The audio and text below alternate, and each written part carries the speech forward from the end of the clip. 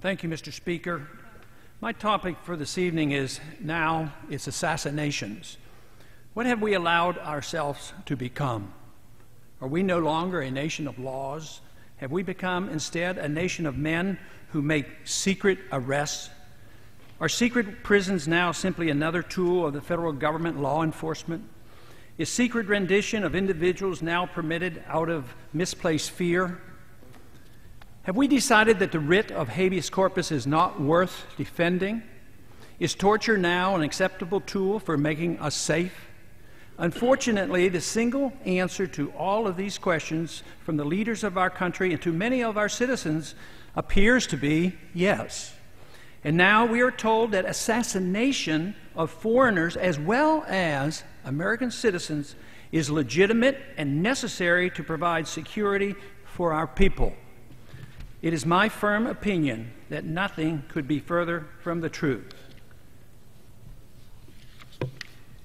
Secret arrests, secret renditions, torture, and assassinations are illegal under both domestic and international law.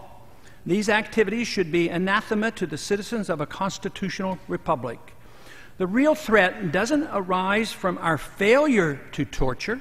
Rather, desensitizing our nation to the willful neglect and sacrifice of our civil liberties fought and died for over the centuries is the threat.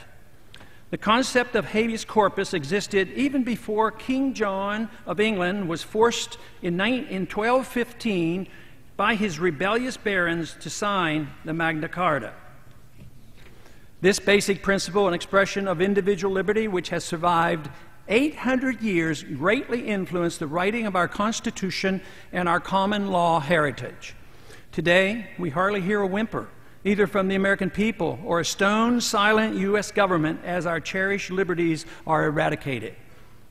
Instead, we have a government that deliberately orchestrates needless fear and makes people insecure enough to ignore the reality of their lost liberties.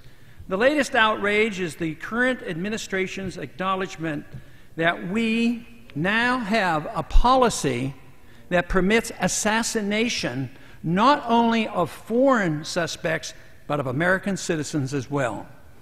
Of course, the CIA has used secret assassinations in a limited fashion for decades, despite international, domestic, and moral law. When done secretly, as in the past, our government at least recognized that assassination was illegal and wrong. Frighteningly and astonishingly, however, the policy is now explicit.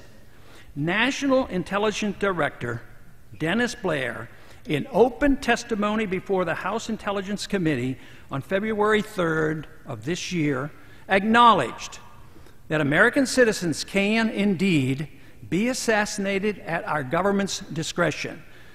The U.S. government attempted to assassinate Anwar al-Awlaki in Yemen without even charging him with a crime. We're told this evidence is secret, that he does not deserve any constitutional rights, and that some unknown individual in the administration has the authority to declare him a threat, and therefore a legitimate target for assassination. Yes, I know he is probably a very bad person. Yes, I know that only a few Americans are on the assassination hit list. Yes, I know that artificially generated fear makes a large number of Americans inclined to applaud this effort, which supposedly will make us safe. But if this becomes standard operating procedure and a permanent precedent is established, let me assure you that this abuse of the law will spread. It's time for Congress and the American people to wake up to the realities of the dangers we face. We must remember as members of Congress that we have taken an oath to protect and defend the Constitution from all enemies, foreign and domestic. It should not be that difficult to distinguish the difference between the danger posed by the underwear bomber and the danger posed by a government that endorses secret prisons, torture, and assassinating American citizens. And I yield back the balance of my time. The gentleman yields back. For what purpose does the gentleman from California arise? Request permission to take Mr. DeFazio's time. Without objection, the gentleman is recognized for 5 minutes. Thank you. Tomorrow is an extremely important day here in Washington, D.C. and across the nation. Tomorrow is a day in which the President will hold a summit